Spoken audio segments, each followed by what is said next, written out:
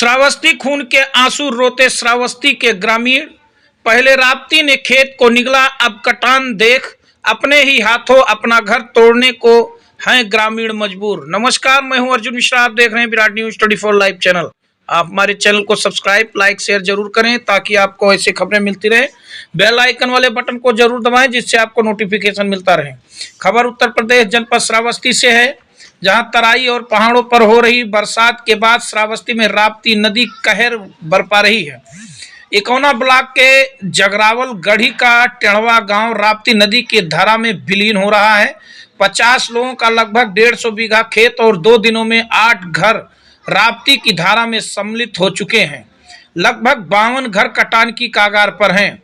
जैसा कि आपको बता दें कि पहाड़ों और तराई बेल्ट के मैदानी भागों में लगातार बारिश से राप्ती नदी पूरी तरह से कहर बरपा रही है। इकौना ब्लॉक का टेढ़वा गांव राप्ती नदी की धारा में विलीन हो रहा है। आपको बता दें कि यूपी के श्रावस्ती जिले में राप्ती नदी के किनारे पर बसे टेढ़वा जगरावल गांव के निवासियों का यहाँ का मंजर इसी तरह का है। लोग खुद ही अपने घरों को उजाड़ रहे हैं। अपना घर टूटता देखकर महिलाएं और बच्चे फूट फूट कर रोते दिख रहे हैं। एक एक हथौड़ा मारते समय गांव के लोगों के दिल से चीख निकल रही है। जैसा कि तराई और पहाड़ों पर हो रही बरसात के बाद श्रावस्ती में राप्ती नदी पूरी तरह से कहर बरपा रही है। इकौना ब्लॉक के जगरावल गढ़ी का टेढ़वा गांव राप्ती नदी की धारा में पूरी तरह से समाप्त हो रहा है। 2 दिनों में 50 लोगों का लगभग 150 बीघा खेत राप्ती नदी ने पूरी तरह अपने आगोश में समा लिया है। और आपको बता दें कि लगभग 52 घर पूरी कटान के कागार पर लगे हुए हैं। कटान के भय से ग्रामीण अपने हाथों से अपना पूरा घर तोड़ रहे हैं। ईंटों और खिड़की दरवाजों को निकालकर अपने आखिरी जमा पूंजी के रूप में लेकर सुरक्षित स्थानों के लिए पलायन हो रहे हैं। इसी तरह ग्रामीणों का कहना है कि अपने हाथों अपना आशियाना तोड़कर अन्यत्र ठिकाने की तलाश में गांव से पलायन कर रहे हैं। आपको बता दें कि ग्रामीणों का कहना है कि कटान की भेंट चढ़ चुका है मेरा गांव, अब घर भी कट रहा है, रहने के लिए अब कहीं ठौर या ठिकाना नहीं है। आंखों में आंसू लेकर ग्रामीणों ने कहा कि घर के आधे हिस्से को तोड़ चुके हैं। वो कहते हैं कि इसी घर से हमारे बचपन की यादें और हमारे बच्चों का भी बचपन इसी घर में बीता है। आज अपने हाथों से ग्रामीणों ने अपने घर को तोड़ डाला है। ऐसा हमने कभी सपने में भी नहीं सोचा था कि ये दिन भी राप्ती मैया हमें दिखाएंगी। इधर ग्रामीणों का कहना है कि घर तोड़कर भवन सामग्री सुरक्षित कर रहे हैं, रहने की कोई जगह नहीं है, इसलिए कहीं पलायन कर रहे हैं।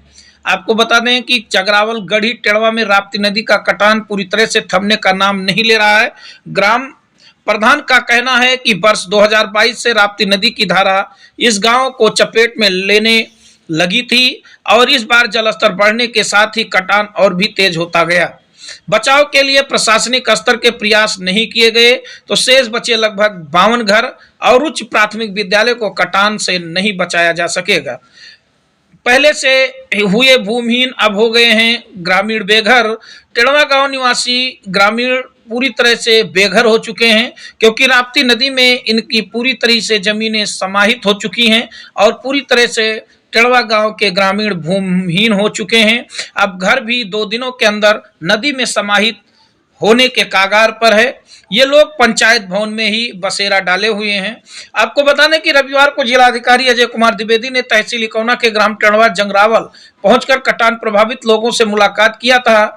इस दौरान उन्होंने मौके पर स्थिति का पूरी तरह से जायजा लिया। उन्होंने बताया कि बाढ़ की कटान में आए हुए घरों के परिजनों को बाढ़ शरणालय पहुंचाया जा रहा है। जिलाधिकारी ने बताया कि संबंधित अधिकारियों को निर्देश दिया गया है कि बाढ़ कटान को जो भी कार्य है उन्हें तत्काल कराया जाए। जिन लोगों के पास राशन आदि की समस्या है उन्हें राशन भी मुहैया कराया जाएगा। जिलाधिकारी ने बताया कि कटान से प्रभावित लोगों को लगातार सहायता राशि मुहैया कराई जा रही है। शेष लोगों को अगले 24 घंटों में सहायता की राशि मुहैया करा दी जाएगी। उन्होंने बताया कि राप्ती नदी में आई बाढ़ से पूर्व में 3 व्यक्तियों का मकान बह गया था, उनको सहायता राशि दी जा चुकी है। तो देखते रहे विराट न्यूज 24 लाइव चैनल। धन्यवाद, नमस्कार। क्या नाम है आपका भैया? खेदूराम निषाद। खेदूराम, ये बताओ क्या हालात हैं आपके गांव के? हालात हमारे गांव का बहुत बुरा है सर, बहुत ज्यादा परेशानी है। ना कहीं जगह जमीन मिल रहा है, ना कहीं जो है बहुत परेशानी में है। गांव हमारा भी बहुत पहले हम लोग कटान क्या से नाम हैं। है आपके गांव का? हमारे गांव का नाम है जंगनावरगढ़ी, टेढ़वा गांव है। टेढ़वा गांव है। हाँ। कितने घर यहाँ पर इस वक्त मैं देख रहा हूँ तोड़े जा रहे हैं? कितने घर लगभग नदी में समा गए अब तक? इस बीच के अंदर कम से कम 5-6 घर समा गए हैं और सामने देखा जाए कम से कम ये 10-15 घर जो टूट रहे हैं, ये भी जाने वाले हैं। और इसके बाद कितने घर खतरे में हैं बगल में? खतरे में तो ये सर इसमें 7-8 घर है, पूरा गांव ही खतरे में ही है ये। अच्छा, तो क्या आपकी समस्या अधिकारियों हमारे- तक नहीं पहुंच रही नहीं, है? अधिकारी तक समस्या कोई नहीं हल हो रहा है। भाई आते हैं, देखते हैं, सुनते हैं, जाते हैं, कोई आगे तक कोई सुनवाई नहीं हो रही।